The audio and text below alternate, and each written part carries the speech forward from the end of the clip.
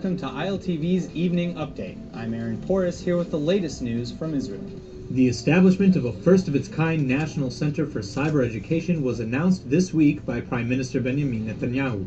Called the National Center for Cyber Education with a $6 million budget over the next 5 years, its purpose is to increase the number and raise the level of young Israelis for their future integration into the Israeli security services, industry, and the academic world.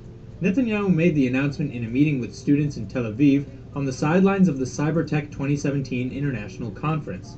Israel is a world leader in cybersecurity with 65 startups created last year.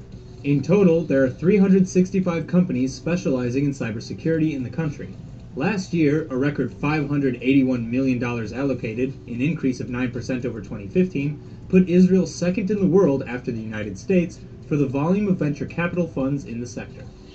In one of the latest reports by the Palestinian Media Watch organization, an episode of The Best Home, a children's program on the Palestinian Authority's official television station, aired on January 20th, in which young kids recited poems glorifying death, violence, weapons, and the slaughter of Israelis.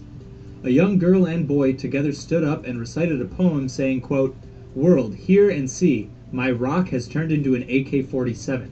Your words are true, Yasser Arafat, O mountain. The wind will not move you," end quote.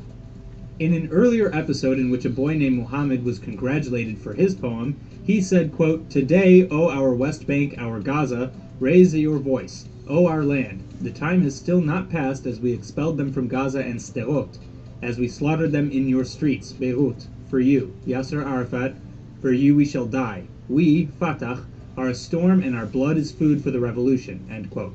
Fatah is the biggest faction of the Palestinian Liberation Organization and is the same party as Palestinian President Mahmoud Abbas. Israeli officials have consistently voiced concern over the Palestinian Authority's official sanctioning of violent rhetoric and incitement against Israelis and Jews. The FBI investigation into the wave of bomb threats against Jewish community centers across North America is being stymied by sophisticated technology that disguises the caller's voice. A former FBI assistant special agent said that investigating phone calls used to mean tracing a landline, a relatively simple procedure in comparison to the present, but that now technology has advanced in ways that make it hard for law enforcement to keep up with. The latest bomb threat against JCCs and Jewish federations took place on Tuesday, the latest of 3 waves of threats throughout January. The first day of threats came on January 9th, the second on January 18th. A total of some 65 bomb threats were made in phone calls to the Jewish institutions. Israel remains the only free country in the Middle East, according to the latest Freedom Index published by the Washington-based think tank Freedom House. Israel scored 80 on a scale of 100, which compares favorably with partly free countries in the region such as Turkey at 38, Jordan 37, and Kuwait 36.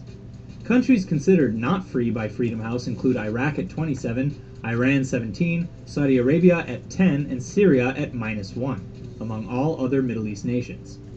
European and North American nations all scored between 89 and 100, with the exception of the Balkan nations and Greece.